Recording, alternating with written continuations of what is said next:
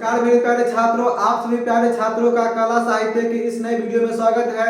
हम इस वीडियो में चर्चा करने वाले हैं इतिहास का जो पहला अध्याय है मेरा हड़प्पा सभ्यता, वो हड़प्पा सभ्यता के बारे में। ठीक है, हम हड़प्पा सभ्यता का जो पहला चैप्टर है, सॉरी क्लास 12 का जो पहला चैप्टर है हड़प्पा सभ्यता, उसमें मेरे जो प्रमुख बिंदु है वो हमारा पहला बिंदु है परिचय। ठीक है, उसके बाद पुरातत्व क्या है, उसके बाद पुरातात्विक उत्खनन क्या है, और उसके बाद हड़प्पा सभ्यता की खोज की कहानी।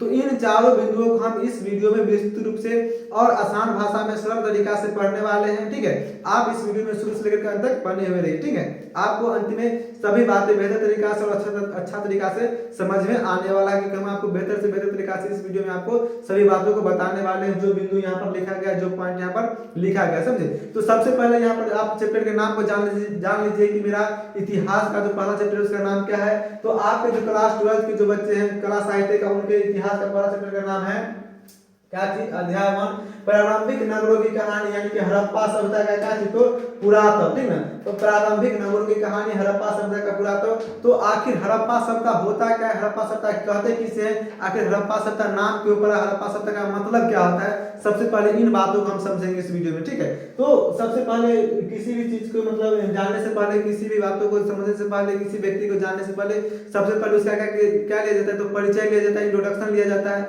तो हम हड़प्पा सभ्यता के बारे में आगे जानने से पहले, पढ़ने से पहले हड़प्पा सभ्यता के बारे में कुछ परिचय ले लेते हैं, इंट्रोडक्शन ले लेते हैं। उसके बाद हम क्या करेंगे, इसके बारे में जो अगला बिंदु है उसको हम विस्तृत रूप से बेहतर तरीका से पढ़ेंगे। ठीक है, तो हड़प्पा सभ्यता के बारे में कहा जाता है कि आज से लगभग, ठीक ना, आज से लगभग 5000, ठीक ना, आज से लगभग 5000 वर्ष पूर्व, ठीक है, वर्ष पूर्व करने का मतलब पहले, आज से लगभग 5000, ठीक है, आज से लगभग 5000 वर्ष पूर्व, ठीक ना, विश्व की जो 4 सभ्यता का खोज हुआ, इसमें उसमें से एक प्रमुख सभ्यता का खोज हुआ जिसको हम क्या कहते हैं, तो सिंधु घाटी की सभ्यता, जिसको हम हड़प्पा सभ्यता कहते हैं। ठीक ना, हड़प्पा सभ्यता जो है वह पंजाब के मेसोपोटामिया, ठीक ना, पंजाब के जो एक जगह है मेसोपोटामिया, उसमें इसको खोजा गया, इसको पाया गया, इसीलिए इसे हम क्या कहते हैं, तो हड़प्पा सभ्यता कहते हैं। ठीक है, जो विश्व की प्राचीनतम 4 सभ्यता थी उसमें से एक प्रमुख सभ्यता था क्या था, हड़प्पा सभ्यता।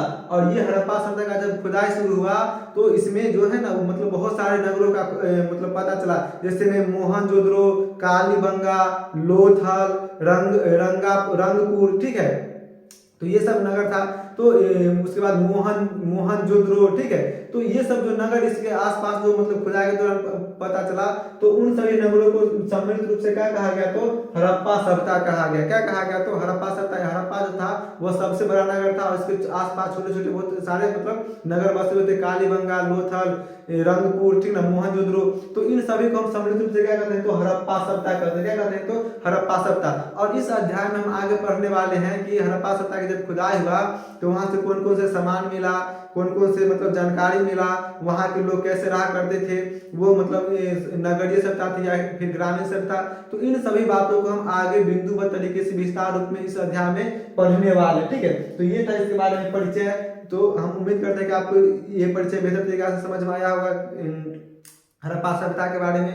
अब आगे हम चलते क्या, तो पुरातत्व क्या है, पुरातत्व का मतलब क्या था, ठीक ना। तो आगे हम पुरातत्व को समझते हैं बेहतर तरीका से। ठीक है, ठीक है, तो आगे हम समझते हैं पुरातत्व के बारे में कि पुरातत्व मेरा क्या होता है। तो पुरातत्व वह विज्ञान है जिसके द्वारा पृथ्वी के गर्भ में छुपी हुई वस्तुओं का खुदाई कर अतीत में जो लोग अपने जीवन को गुजार चुके हैं उसके भौतिक ज्ञान की हमें क्या की जाती, भौतिक ज्ञान की हमें प्राप्ति होती है। ठीक है, पुरातत्व का मतलब होता है, पुरातत्व वह विज्ञान है जिसके द्वारा पृथ्वी के गर्भ में छुपी हुई वस्तुओं का खुदाई कर अतीत में जो लोग अपने जीवन को गुजार चुके हैं उनके जो मतलब भौतिक जीवन किस प्रकार का रहा होगा उसकी हमें ज्ञान प्राप्त होती है, उसकी हमें जानकारी प्राप्त होती है। कहने का मतलब हुआ जैसे हम पुरातत्व के द्वारा सिंधु घाटी की सभ्यता की अगर खुदाई करते हैं तो वहां से पृथ्वी के गर्भ में से जो हमें नए नए पदार्थ मिलते हैं, तो उन पदार्थों के माध्यम से वहां से पता चलता है कि वहां का जो भौतिक जीवन था, वहां के जो लोग किस प्रकार के वस्तु का उपयोग करते थे, किस प्रकार के घर बनाते थे, तो वो सब जानकारी हमें किससे मिलती है, तो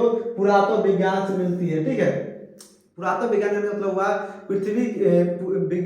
पुरातत्व वह विज्ञान है जिसके द्वारा पृथ्वी के गर्भ में छुपी हुई वस्तुओं का हमें पता चलता है, और वहां पर जो लोग थे वह अपने जीवन को किस प्रकार से अपने जीवन में किन प्रकार के भौतिक वस्तुओं का उपयोग करते थे, इन सभी बातों का हमें किससे ज्ञान मिलते, तो पुरातत्व विज्ञान से हमें ज्ञान मिलती है।